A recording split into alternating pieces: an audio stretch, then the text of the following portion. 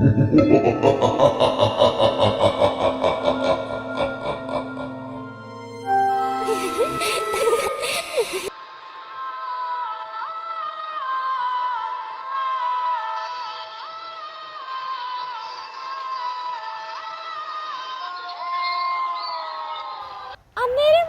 ഒരു കൊച്ചുകുട്ടി അതിലെ കൂടി നടന്നു പോകാൻ തുടങ്ങിയത്.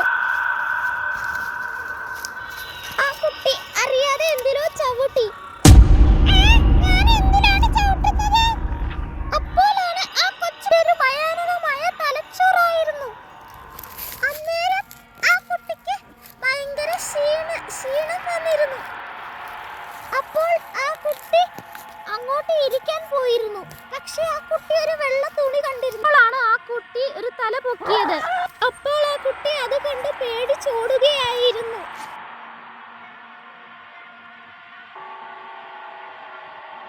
അപ്പോൾ ആ പ്രേതം അവിടെ തന്നെ നിൽപ്പുണ്ടായിരുന്നു.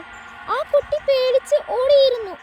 അപ്പോൾ ആ കുട്ടിക്ക് ഒരു വിചാരമുണ്ടായിരുന്നു, ആ ആത്മാവിനെ കൊല്ലണം എന്ന്.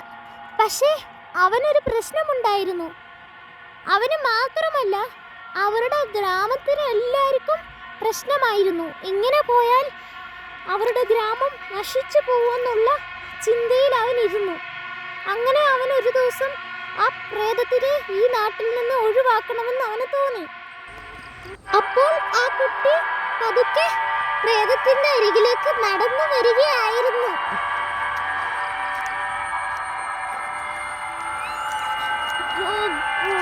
അപ്പോൾ അവൻ ഇങ്ങനെ നടന്നു വരുന്ന വഴിയിലാണ് അവന്റെ കാൽ തെന്നി അവൻ വീഴാൻ തുടങ്ങിയത്. അങ്ങനെ ആ കുട്ടി ആ പ്രേതത്തിനെ മലയിൽ നിന്ന് തള്ളിയിടാൻ പോകുകയായിരുന്നു. അങ്ങനെ ആ പ്രേതത്തിന്റെ ശല്യം ആ നാട്ടിൽ നിന്ന് ഒഴിഞ്ഞു കിട്ടിയിരുന്നു. അങ്ങനെ ആ കുട്ടിക്ക് ഭയങ്കര സന്തോഷമായിരുന്നു. അങ്ങനെ ആ പ്രേതം പോകുകയായിരുന്നു.